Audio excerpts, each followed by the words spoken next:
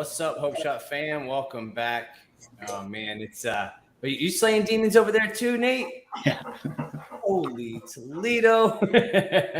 I think everybody got a mosquito problem going on. Welcome to Florida, right? What's up, everyone? Hope you guys had a great weekend. If you're just jumping on, say what's up, let us know you're here. Caesar, would you please read that clarity statement, sir? I would be happy to. The Hope Shot Clarity Statement. We here at the Hope Shot are a group of people in recovery spreading inspiration. We come from all different walks of life and pathways of recovery. Our verbiage may be different at times, but we all have one thing in common. Recovery is a lifestyle. We support all pathways of recovery. It doesn't matter how you get from A to Z, just get there. And thank you for being a part of our Hope Shot family. Thank you, Caesar. If you guys just jumping on, say what's up. Let us know you're here. We got a few people in the comments. Let's see who we got on here. We got Helen. What's up, Helen? Good to see you. We got Dakota. Good to see y'all. Joshua. Good evening, fellows. He is from Murfreesboro, right? Okay. I'm going to say something. I don't know. Murfreesboro? Yeah. Tennessee. And we got Rudolph. What's up, Rudolph? What's up, bro? Bro B1 Kenobi. Must be right next to Murfreesboro. And we got Rebecca. Heidi, how are you? Let's see. We got Katie. What's up, Katie? My sister in the comments. We got Rhonda. Hello, Rhonda. We got Rudolph says, nice. I'm from Nashville originally. All right. You seem like you got a little Tennessee in you. We got Brandon from North Carolina. Rebecca, love to be here. Very excited. We're excited to have you here, Rebecca. And let's see who else we got here. I got to move stuff to get there. We got Melissa Rose. Good to see you. And Joshua, that's right. All right. Man. So, you know what, Nate, you want to talk about the topic? Let's bring the topic on in here. Sure. So I was listening to this podcast the other day. I listen to meditations or talks every morning when I wake up, and it caught my eye because it was Slaying Your Demons. That was the name of the title. And anyway, it started out a little weird. He was talking about a friend who had an ayahuasca experience where he was having like this, he was on another plane and experiencing, different sort of consciousness. And I was like, what is this? This shit's too far out for me. And then I stuck around, and the gentleman went on to say, metaphorically, our demons are, all of these hangups that we have. Like Justin, we were talking about this earlier, like hurts, hangups, and holdups. Justin, that was it. It's hurts, holds, and hangups. Yeah, and I seen it on a sign coming back from the East Coast, and I was like, maybe that's a sign. Yeah, and boom, it definitely was a sign. it so was a sign. Anyway, yeah, but what are my demons, and that and metaphorically, I could relate that to, my demons being my fears, my insecurities, these past patterns and behaviors that served a great purpose at one time in my life that don't really serve a purpose in my life today. Yet, when immersed in any type of adversity or high emotional situation, I have this reptile brain. It's going to go back to what it knows best. We're just trying to protect ourselves at times. And, back in the day, it served a great purpose. It kept me safe. It kept me out of some, negative experiences. And, but today I'm living a different life around different people and trying to, find a spirit and live through a spiritual solution, and, not be ruled by my emotions. And so this was a really important topic to me because for me, even 5+ years into this deal, I still have my demons, you know, and I don't think they really ever go away. It's just a matter of how I manage them today.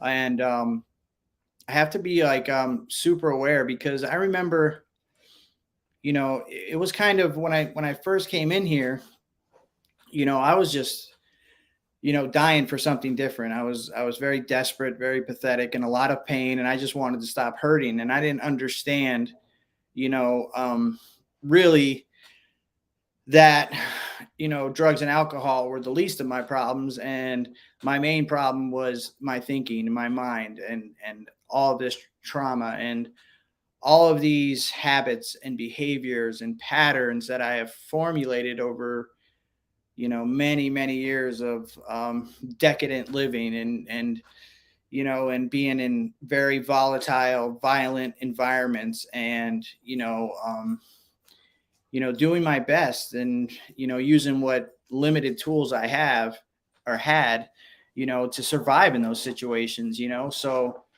I come in here and I'm just like, my ass is on fire, and I'm just really trying to stop hurting. And you know, I get introduced to this process, and to this source through the fellowship, and then I ultimately end up forming my own relationship with my higher power. And you know, once there's some time and space between me and my last run, then the real work starts, which is not to minimize the work, you know, anyone puts in the beginning, because it's super important, you know, to that courage and bravery it takes to, you know, walk into a room and ask a complete stranger for help is one of the most monumental, bravest things that I could ever conceive of. But for me, what meant the difference for me, just coming in and, you know, drinking the Kool-Aid, and leaving, and staying, and really plugging in to what was going on around me. The big difference meant me doing, you know, that inner work, you know, and getting down to the root cause of why I was led or compelled to depend on a chemical solution for so many years, right? So and once I start discovering, like, and it's taken some years, and I promise you, I have nothing figured out, you know, I am a work in progress.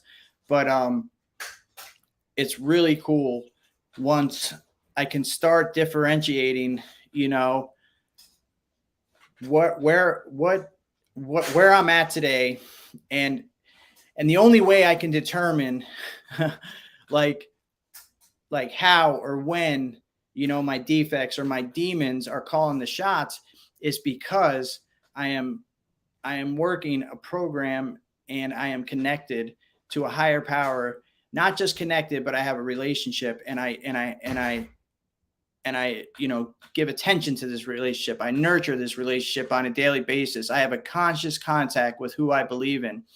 And in that contact, you know, and through the practices that allow me to remain in contact, which is gratitude, inventory, reading, meditating, where I found this topic, you know, all of these things, reaching out to my fellows, being of service to others. Like, what happens is my spirit doesn't allow certain things to reside there for too long today. So when these things pop up, you know, they're so evident because they're contrary to what my regular is today, which is, you know, peace, serenity, calm, patience, tolerance, humility, you know. So when I hear a voice telling me you're no good, you know, your body is ugly, nobody loves you, you're an imposter, all of these things, these are my demons. These are the things that I have to fight on a daily basis in order, you know, and I don't even want to say fight, but there has to be an awareness that what this is years of conditioning, years of worthlessness, no self-esteem, rearing its ugly head, and, you know, trying to, you know, find its place again. And at a time, you know, it served a purpose, because, you know, I would believe these demons, and I would turn to the only thing that shut them up, which was my solution, which was drugs and alcohol. And through those behaviors, I was able to, you know, stay safe, you know, even though the consequences were dire, at least I was able to be comfortable in my own skin, however fleeting it might have been. I was able to maybe go out in public, maybe, have some type of conversations, maybe not put a bullet in my head, and it's funny that how conditioned and subconscious these demons are, because, like I said, even 5+ years later, they still surface and they're still present. And I have to be super aware of like what I am doing on a daily basis. Because like the amount that these demons are present in my life, or I allow them to have any type of room to breathe in my life is a direct reflection of my spiritual condition, or how busy I am in my program, because I can get away from it for a while. And it's funny, man, just like the slightest of changes or the slightest of disconnection and all this stuff comes entering back. Like just this week alone, my dad had a bad accident. He fell off a ladder, right? And I was and immediately I was like, I can't do anything. What can I do to help him? And, and I just showed up, I showed up, I picked him up, I took him to the hospital, and all I am thinking about now, here are my demons present in my life. All I'm thinking about is my mom's last time. And, like when she was in the hospital, I'm thinking about all my overdoses, all my accidents in the hospital. And it's like all about me, right? Like I'm just overwhelmed with emotion, super sad, and when I'm here for my father, it's a gift. I am able to show up in a way that I was never able to show up before. And the most magical things happen, and it's, of course, it was influenced probably by my dad's third shot of morphine, but nevertheless, he said something to me in that hospital. He said, I remember when you made that promise to your mom. This was the last time I saw my mom alive. I was getting, escorted out in handcuffs. It was the day the last day I ever got loaded, or the day before it was, this is the day I surrendered. And I made my mom a promise that I would never get loaded again, that this was it. And my dad told me at the hospital on Friday night, he said, Nate, in the back of my head, I didn't believe her and I didn't believe you. And he goes, I'll be damned if you didn't prove me wrong, and he's like, I am so proud of you and all the people you help. And right there, I was like, boom, I snap back into, focus. I had the perspective I needed. And that's what I'm talking about. Like, that's the value of this spiritual connection. That's why Justin is driving and he sees a sign that 1,000,001 people pass every day, but it sticks out to him, because it's the way God communicates to us is through others and through other things, people, places, and things. If we are connected, if we are doing the work, then we can receive the message.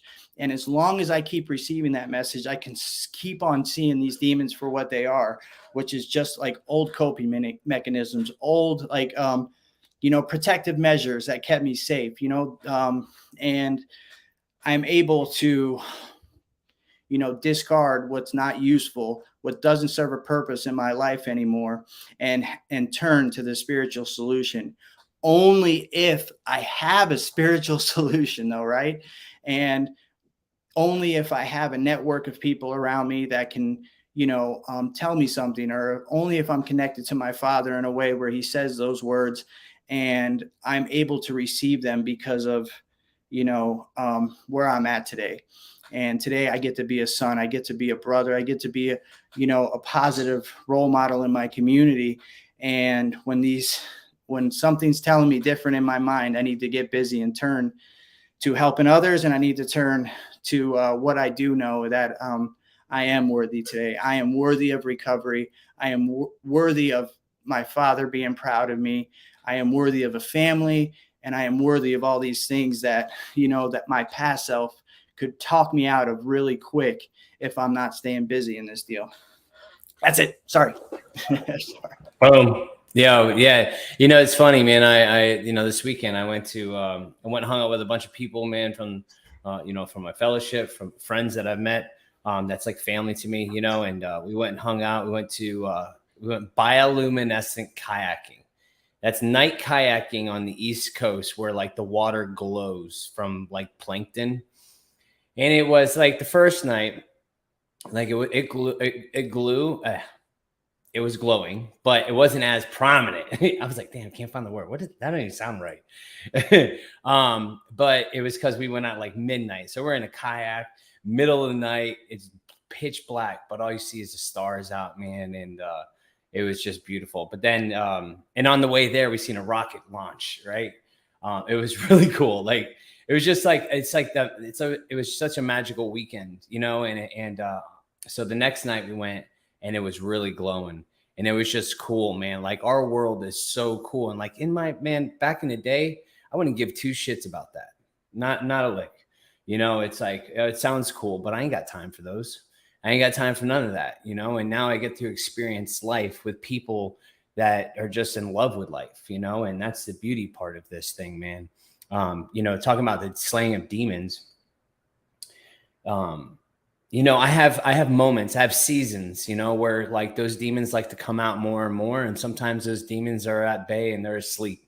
It just depends on, like, as Nate said, my spiritual condition. What does that look like? You know? And most of the time, they're at bay. But you know, like the hurts, the holds, and the hangups, right? The hurts is a lot in my life. It's my past. It's all the people that's hurt me.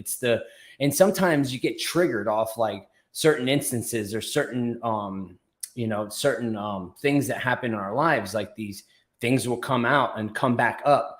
And out of nowhere too, like where'd that come from? I was just minding my business and bam, there it is. You know, I thought I dealt with this, but I don't know. I think that the human condition is I don't think we're ever, they like to creep their ugly head when they want to. So it's not like we could ever diminish those demons that come up.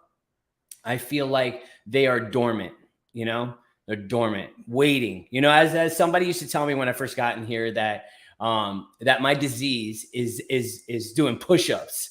It is getting trained by the best of the best, waiting, lurking for me to screw up, for me to be weak at my weakest moment. So I have to be training too. And what's that training look like? Well, that training is me doing exactly what I need to do, the prayer, meditation. And I'm not saying I'm like perfect at it, but there's one thing I have done these past few months that I'm really perfect at is making sure I meditate every morning. I don't care if it's 5 minutes. I don't care if it's a minute. I don't care if it's, you know, whatever. Before I do anything, that's what I have to do in order for me to be level-headed for the day, because at any given moment, it likes to come up, man. And I don't know when that's going to be. So I need to be prepared, and I need to be suited and booted, as they say. And but man, it was you know, it was such a magical weekend, man. Just looking up in a kayak in the middle of the ocean, looking at the stars in the pitch black, it was just amazing. And I really enjoyed it. And those are the things that feed my soul, you know. Anything to do with nature, anything to do with like being out in the open, you know, away from screen time, was really good for me, is always just such uplifting and I don't know, energy filling, you know, being with positive people in a positive environment out in the open in nature. That's always something that feeds my soul. That's like meditation for me, you know, to be out there, you know, and just looking up at the vastness of what the sky is and all the little stars, man, that could be life on another planet. Who knows? You know what I mean? Like it's a possibility, you know, and it literally rejuvenates me, even though it was such a long weekend, you know. Like, I get caught up sometimes, and I'm just going to put it out there, but I get caught up in I'm tired, and like, I don't like to do anything on the weekends because I want to have time to rest. You know what I mean? Like, I get caught up in those, and I won't do anything, and I won't have fun in my life. And all I do is work because I'm so tired from work. And then I get so stuck in the mundane of life, and then I'm having no fun. And the next thing you know, I'm that dude again. You know, I'm the miserable fuck that I don't want to be. And I'm producing garbage, and I don't like that. So putting a priority on having fun, being connected to people and nature and all that.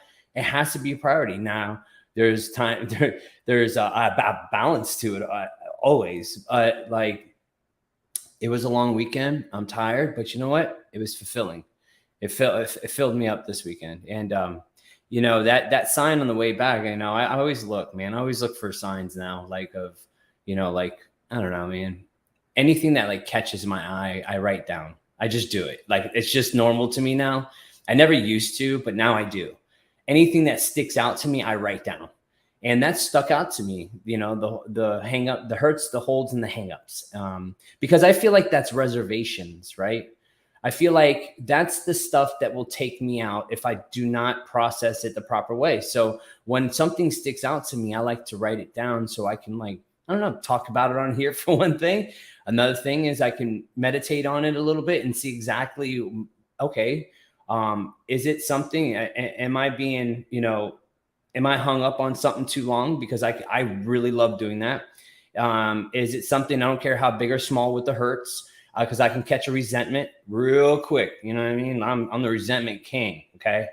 And the only person I'm hurting is myself by doing that. And then also, like, what's holding me back from life? What's that fear look like? You know, am I reaching my full potential, or am I holding myself down? Just like I just explained with like going on vacation or taking that time to do some self-care.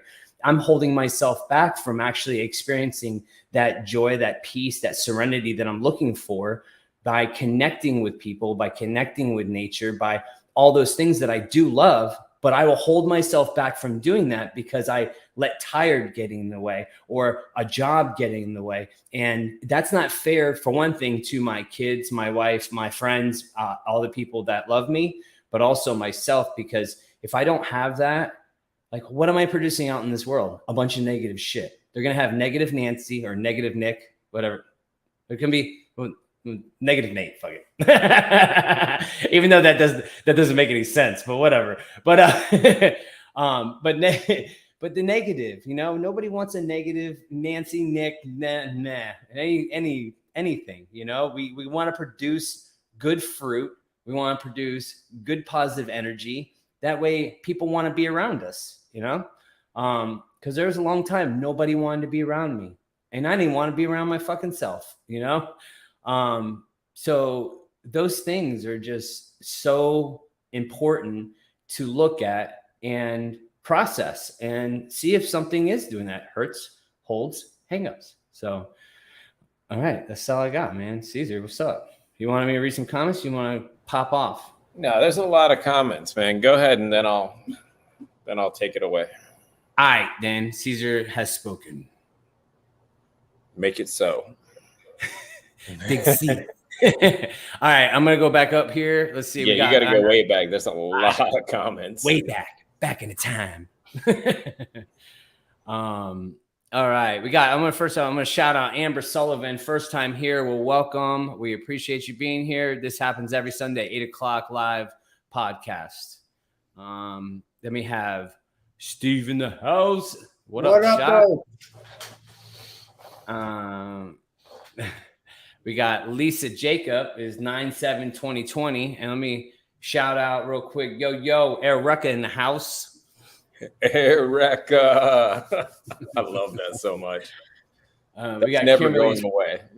It never. I think it's a statement piece here in the Hope Shot studio. Yeah, if you get a nickname, it stays. Yep. Definitely stays. We got Kimberly is 4/4/2022. We got Steve has October 9th, 2006. Helen with 8/4/97. We got Ashley with 2/19/22. We got Amber. She's 11/1/2020, and her husband's 11/27/2020. We got Heidi. Hey, Heidi, good to see you. 11/2/21. Edward, we got April 1st, 2023. Hell yes. We got Ryan. All right, man. 8/28/2020. That's what's up. Keep at it, man. Keep at it. We got Kelly with 5/12/15. Oh, we got Daniel 1 week sober, man. Beautiful. Welcome. Welcome, my friend. We got Benjamin Hang Gang. Oh my God, glad to catch a live again here. Finally, yes, we're glad you're here, man. We got Crystal with 4412, Rachel with 3922 or 2020. We got Danielle with 81222, Aaron with 215 2005. Hell yes, I love all these clean and sober dates. We got sober now with almost 10 years. I gotta move this a little bit. And still come at me. And I'm aware without substance blocking my soul and connection with my creator. Sorry, I have to adjust a little bit. We go up a little bit. Excuse me. There we go. Okay. Let's see. We got the Razor. That Razor guy says, shouts to my fellow Hope dealers at the Hope Shot. Inner work helps the dream work. Thanks to living one day at a time. And just for today, I reached 6 months clean and sober on the 9th of this month. Keep on sharing your stories and stay positive out there. Congratulations, man, on 6 months. That's awesome. Hell yeah. I'm mad and hurt that my wife would be mad at me and don't trust me and then tell me to go use, because that's what I do. Even I get mad. It's loading power. Let's see. We got Lisa says we are all worthy. Hell yeah. Going through. Aaron, and teaching people how to use fix PCs. All right, I'm getting the back end of that. That's why I have my flowers, and flowers relax me. Hell yeah. What's up, Ryan Owens? Oh. Good evening, sir. What's up, Ryan? Yo, we should get him on here one time, man. Just to clown around. On one of his posts that I told him we needed to connect, man. I really think that's not a bad idea at all.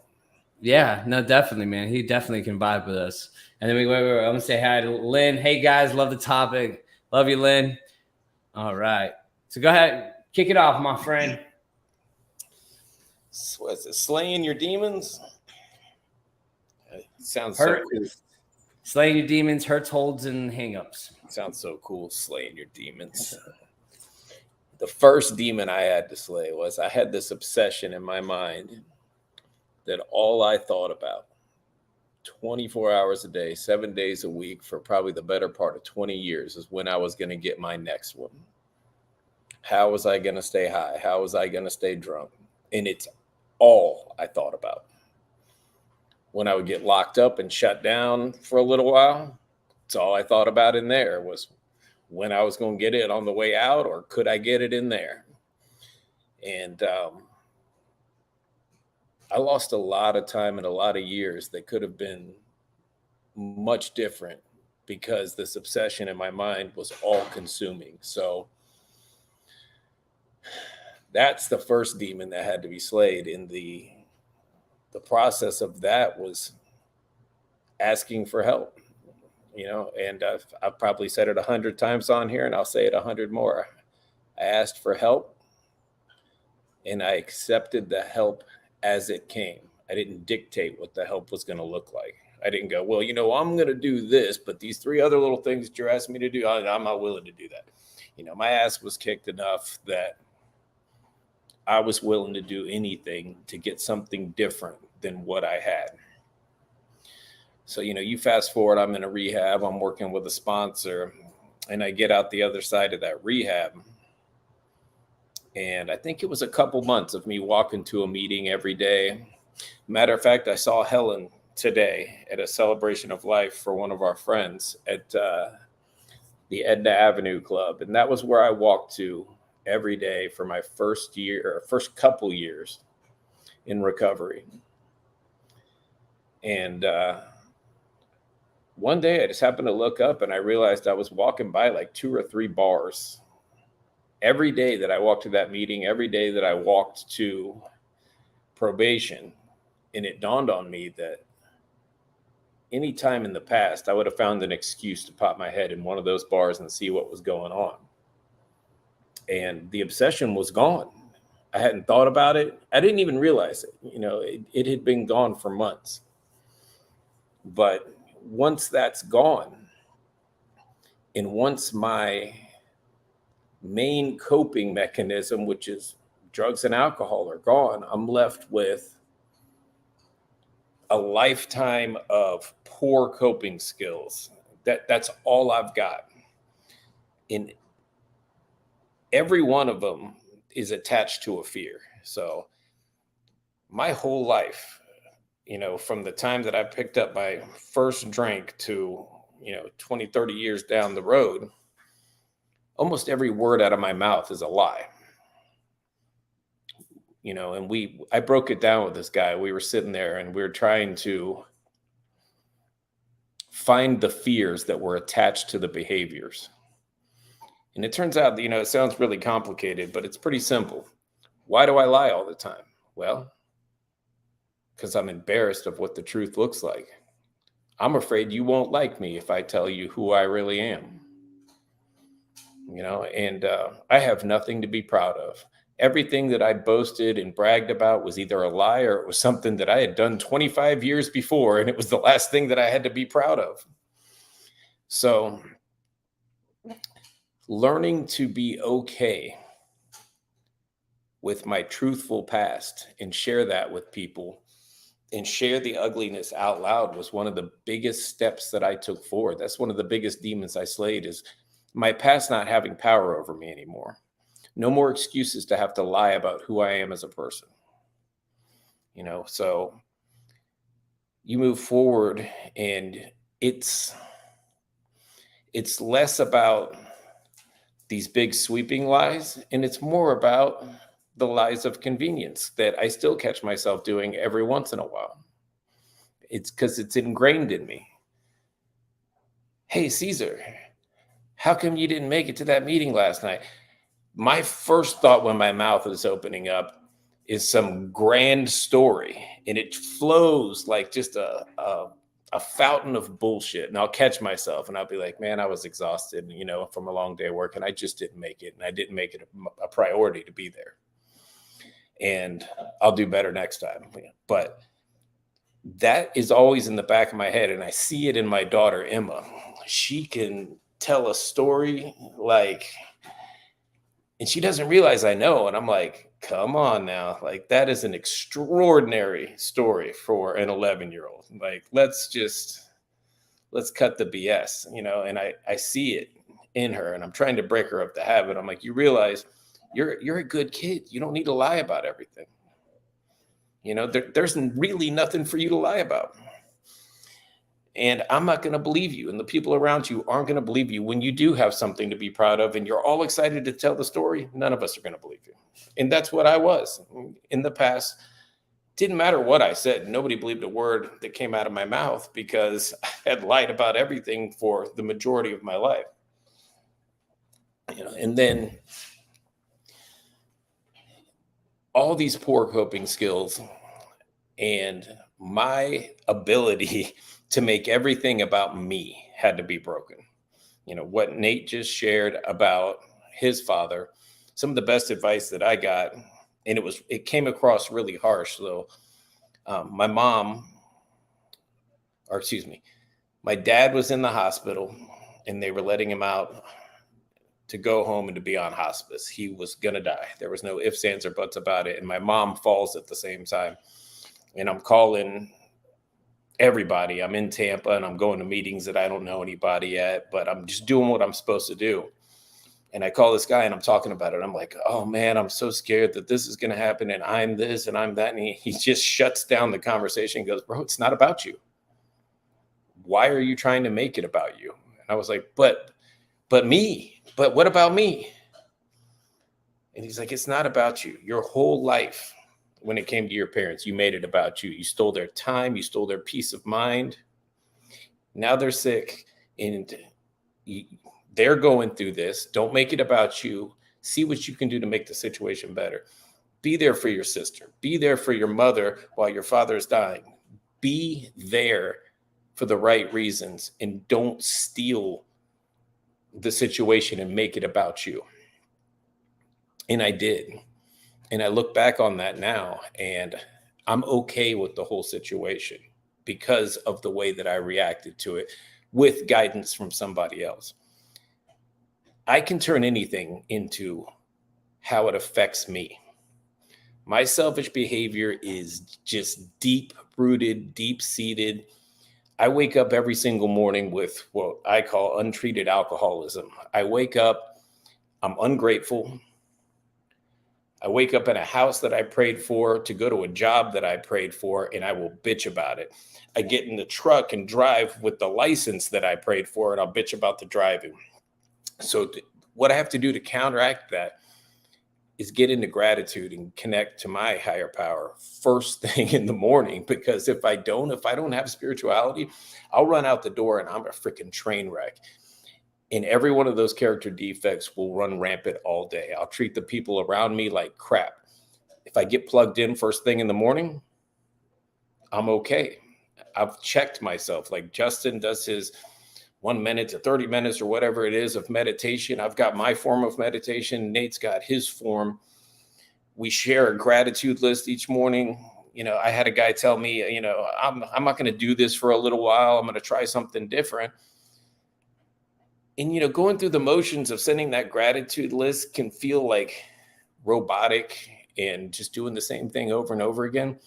But if I'm looking at the blessings in my life and I'm trying not to repeat them, and I'm trying to write something different every single day, how can I be in a bad mood when I leave the house if I'm digging through my mind of all my blessings so I don't repeat the same blessings that I wrote a week, a month, or 3 months ago?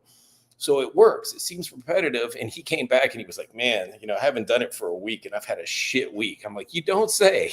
Have you thought about anything that you're grateful for the past week? He's like, no, I've thought about all the things that piss me off. And I'm like, yes, that's how that works. So, you know, it's so deep seated. Everything about me is selfish and self-centered. And I find this way of life that is altruistic and it's all about everyone else but me. But in the end, when I think about everybody else and not me, I'm the one that gets taken care of. It's like the most amazing thing in the world. I came into this thing, I didn't know what the word altruistic meant. I'd never heard it before. We did this fears list. I wrote these like 3 superficial like fears on the list. And then I stuck around long enough to find out that everything was about fears. I'm this scared little boy in an adult body. And I'm always, if I'm not connected, I'm always afraid of what you think about me or what I'm going to lose or how I'm going to be inconvenienced.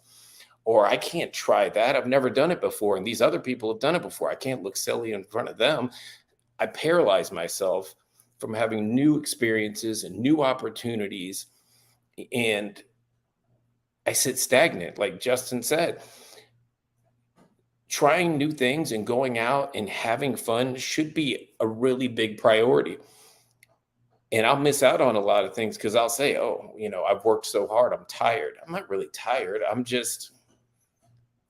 I don't want to go do anything else. You know, like I'm telling myself internally, well, I've worked too much. I just need to stay home. And every time I get outside of myself and I go do something new and have an experience, and I end up talking about it for like 3 months. It's like, oh man, you remember how awesome that thing was that we did that one time? You know, and I have this body of evidence to draw on today that if I get outside of myself and I worry about somebody else and I try to help them and I get out into the community and I try new things, that my life gets better over and over again. But the back of my mind always tells me, hey bro, don't do that. You know, you don't want to do that. And it wants me to isolate. And it wants me to stay home. And it wants me, and that's my disease, always tapping on the back of my shoulder, reminding me that it's still there. Because the opposite of connection is addiction. My addiction wants me alone. It doesn't want me connected to all my fellows. It doesn't want me having a good time and enjoying the life that I built. It wants me in my head going, man, it's so unfair that I had to work so hard this week and so didn't. And I didn't get to do this and that. So now I'm not going to go do the other thing this weekend because I'm just going to sit here and feel sorry for myself. When I say that out loud, that sounds freaking insane. But if I keep it up here, it sounds completely rational, and I'll sit at home and pout all weekend. So I've just learned that I've got to pick up the phone. I've got to share what's going on up here with the people around me, because usually when it comes outside of my mouth and out into the light, it sounds ridiculous, and I can check myself, and the demons don't win that day. And I stay in the light. I stay in what we say, the sunlight of the spirit. And when I'm on that path and I'm walking through my fears, that's a good one. One of my biggest things that I did my entire life is, if things got hard, I ran the other direction. I ran away from anything that was hard. And today I walk towards it. If there's a hard phone call to make, I do not put it off. I do it immediately, because I know I will build it into a scenario in my mind that is even bigger and scarier than what it actually is. Like, I cannot sit on things like that today. If I have to have a hard conversation, I get it out of the way. If I have to deal with an employee and that has to happen face to face, I don't go, well, maybe tomorrow, or I'll save it for Friday. I do it immediately if it's possible, because inside my mind is a scary place, and I will twist that shit up and turn it into something that it's not. I'll turn it into the boogeyman when really it's just like this little bitty thing. So practicing this thing on a daily basis, not letting the demons win, and keeping my story out in the light, not letting my past gain its power back, not letting the addiction gain its power back. I get so much freedom by talking to people on a daily basis. I get so much freedom by coming on here and sharing the shit that used to eat my lunch day in and day out, by talking about it. Instead of it being something that holds guilt and shame, it's something that gives me power to connect to somebody else and offer hope. And all of us sitting on this screen, all of us watching, the fact that the shit that we were the most ashamed of for our entire life has become our biggest asset to help us in life, to help us connect to somebody else, to help them. That's the biggest miracle I've ever seen in my entire life. I never dreamt that there would be a time that I'd go, man, I'm going to just on a daily basis on social media, on all these platforms, I'm going to talk about all the shit that used to be the stuff I wanted to bury. Like, I never dreamt about that. And here we are. And I remember having a conversation with you, Justin, early on when shit was hitting the fan out there with your mugshot and all that. And we were just like, bro, let's just put it out there. There's no power to the story if you're the one that tells it. Oh, I'm going to show people your mugshot. Bro, I post it every year on my anniversary, purple hair and all. Go ahead, show it. Everybody's already seen it. There's no power there anymore. You know, I don't know, man. I get really excited about that kind of stuff. When I saw you do it, when I saw you stepping out into it and doing the YouTube stuff, I was like, you're going to feel like a freaking $1 million, because I don't care who knows about it. The past 9 years, everybody that's been within earshot or social media knows exactly who I was and who I am now. And my actions continue to show that I'm ever evolving in the right direction. And there's nothing about the past that even resembles the person that's sitting before them today. And I never want to go back to that guy. So I'll keep doing this work on a daily basis. You know, speaking of that, and it takes, listen, that was a hang up of mine too. All right. That was a hang up. Because remember, I told you, Caesar, it had power over me. Yeah. That it had so much power because I let my past define my reality of my present and had fear of how it's going to affect my future. So I was hung up. And as soon as that was brought to the light, it was like, I'm still that guy. I'm still, my identity was my mistakes, which kept me hung up, stuck. You know, it's like, and I tried to bury that guy instead of. How about the feeling you get when you're embraced? When you go, okay, well, here I am. I'm going to put it all out there. Here's what I was. And they go, man, bravo. You're so brave for putting it out there. You're like, wait, you don't hate me? Because in my head, I've been thinking for years that I can't be a business owner with this past. I can't do this. I can't be respected. And it was all the opposite. It was all in our head.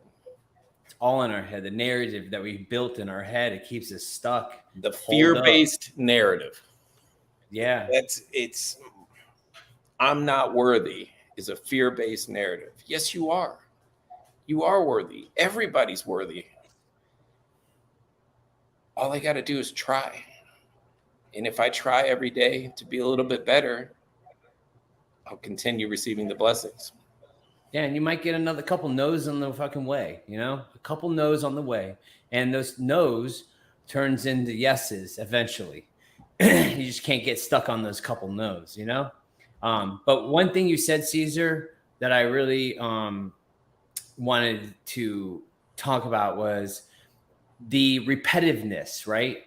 We can get caught like there. I even told Tiffany, I was like, man, sometimes it seems like we just talk about, you know, the same things, but it's not. It's like these are the things, the consistency of life, you know, because there for a long time I wasn't consistent or anything, and when I'm not consistent, I feel the effects because that the demons come back up. You know what I mean? Those narratives that I've built for so long come back up. Those identities that I've built for so long come back up. And if I'm not consistent with what I do and how I do things, the morning routines, the meetings, that whatever you do to fill your cup, you know, consistency is key. You know, we have to be consistent, even if it feels like it's dumb, it's stupid. Oh my God, like nobody's around and you feel stupid. You know, it's okay. It's okay, dude. You know? I have a lot more experience at being the old guy. I have more, you know, I have a lifetime of experience of being a scumbag. And I've got 9.5 years of experience of doing this. So I have to practice. Yeah. Whenever it seems silly, like I have to remember, I didn't get to be like super addict overnight. It took a very long time, you know, and Super if I addict. continue to recover, I have to keep practicing and putting in the work every single day so I continue to grow away from what I was. Go ahead, Nate, unmute yourself. I just wanted to say, like, Justin and then Caesar touched on a little bit my train of thought. What you piqued was there are certain things that if you're in my circle and I'm communicating with you on a consistent basis, there are certain things you're going to hear from me frequently. I'm going to talk about God and my relationship with it and how it affects my life and how I make that conscious contact on a daily basis. I'm going to talk about humility. I'm going to talk about, I'm going to talk about my fears. I'm going to talk about I'm going to talk about these things because for so many years, all I told myself was I am not enough. I am not worth it. I am less than, I am not a part of, and today I need to reprogram the way I talk, the way I think, how I view myself. And I have to be proud. And, this gift that I've gotten, I cannot take it for granted. It is a responsibility that I have not only to, be present in my community with my recovery, but be present in my relationships, be present in all my interactions, to practice these spiritual principles in all my affairs. I have no idea who is watching me on a daily basis. I want to be the best example of recovery I possibly can be for somebody that has no idea how this thing works. If they get a glimpse into my past and see who I am today, they're like, this thing fucking has to work. Right. Mm-hmm. And so that is why I am going to show up and I'm going to praise who I believe in. I am going to tell you, if you're willing to listen, how I got there. I will tell you a little bit about, who I was before, but I'm really going to tell you about how I can continue to evolve, how I continue to connect to this higher power, how I continue to do the work that ensures that I can continuously grow and to not become complacent. Because for me, I've spent so many years kicking the shit out of myself, man. It's about damn time I lift myself up, and I still struggle with this. It's been anybody that saw my gratitude this week, that has been my focus. And, I have to be very careful how I'm thinking about myself and what I say out loud about myself, because those are my demons, because I want to believe I am still that person. there is a part of me that wants to believe that I am still him. And it's funny because even in this situation with my dad, I've been so present. I've been here every time he needed me. I've changed him. I bathed him. I've, cleaned up, urine. I've done everything I can. And I still think I'm not doing enough at times. I still think, man, oh, well, if I was just there at this certain time, or if and those are my demons. That is what I got to watch out for, because I can slide real quickly out of perspective, and that's not who I am today. And how do I retrain that part of me? I have to talk about what got me sober, what keeps me sober, how this is working in my life. The people that are helping me elicit that change and influencing me and encouraging me to grow. I have to be transparent, shine a light on that darkness so it doesn't hold power, like Caesar said and Justin said, that it's important, man, what we say, what we think, what we're taking in. I try not to be on social media that much these days. I just try to do a little something different, in order to become a better human being, to get closer to my truth, my God, my purpose. And I'm proud of who I am, and the moment I start, getting away from that, I really need to check my connection. I need to check my connection, because I am off in some way. Because as long as I'm plugged in, man, I can truly see who I am, and I can hear, and not just know who I am, but fucking believe it for a change. You know what I mean? I could say, I'm worthy of this. I can say, but I have to believe that shit in my heart and soul, man. It's more than a mind thing. This is a soul and heart thing. I have to believe it deep down that I am the person that I am meant to be, that God intends me to be, I can get lost. I like the way you said that. You could think about it like your router. Like your source is your router. Farther away. Oh my God, dude! I was just thinking the same thing, bro. Yeah, you know what I mean? Like your connection gets worse and worse the farther you move away from your source. So if we stay close, we got perfect Wi-Fi all the time, and we hear what we're supposed to hear. If we get far away, our Wi-Fi is all wacky, and we don't hear the message. And you need the password. If you need the password, hit someone up. Good point. What does it mean to walk through my fears for the layperson? I'd say what it means for me, in my head, any scary situation, in my head, I want to run away from it. I don't want to do it. If I have to speak in front of 200 people, that's scary. I don't want to do that, but I do it anyway. And when I come out the other side of it, I'm stronger for it. I didn't want to be there, at the last moments of my parents' life. I didn't want to be there. That's a horrible place to be. But coming out the other side of it and doing it and being there for them, I have that experience to share with the next person that goes, I don't know if I can stay sober because my mom's in the hospital or whatever it is. I'm stronger when I walk through something. And I have an experience to share with somebody when I walk through. When I run away from something, I gain no experience and I lose. I lose the opportunity to grow. So whatever it is, I've heard somebody say, if you got to do it with a shaky voice, do it anyway. If your knees are shaking, do it anyway. We do this shit no matter what. We do the right thing no matter what. Integrity is 24/7. Mm-hmm. And believe me, the right thing to do is not always the easy thing to do. Got that right, man. Well, man, this has been a good hour. I think I see Melissa down here talk about here. I say it every week. Powerful hour. Thank you and love to everyone. Let's talk real quick, man. We got our recovery walk coming up before we end this. We got this recovery walk coming up this Saturday, and if you guys don't know what it is, you need to come out and check it out. If you're anywhere around us, anyways. Around us, which is where, Justin? Well, let me get to that, Caesar. Thank you for asking. It's in Newport Richey, Florida, and it's from 10 to 1 at Sims Park in downtown Newport Richey. We have a recovery walk, which promotes, we try to destigmatize, addiction and substance use. And it's just pretty much, all it is just getting educated. I talked about in the Morning Blend, we need to educate, we need to inform people because that's the power. Knowledge is power. And that's what destigmatizing is when people are informed and they know what they're talking, know what it is and can understand it. That's when it loses its power. And so if you guys want to come check us out, man, it's going to be this Saturday from 10 to 1.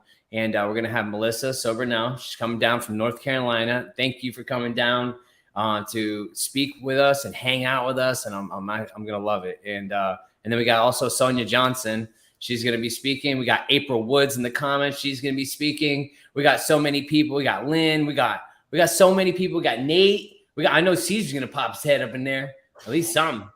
I don't know what's happening. We might be like Three Stooges up on stage doing the skit. Who knows? I don't know. But also, man, Nate, I'm going to show them shirts. Show that shirt, man. We're going to have some shirts. Turn around, stick it out. Even white boys got shot. We got Hope Shot shirts we're going to have at the walk as well. It helps us raise funds for this sober living funds, all of it. It helps to support us and what we do in our community, and everything goes towards it. And it's just going to be a great event, man. I'm super excited, and it's going to be, if you guys want to find the event, I have it at the pin to the top of our page as well. So you can click going, interested, and we'll hope to see you guys there.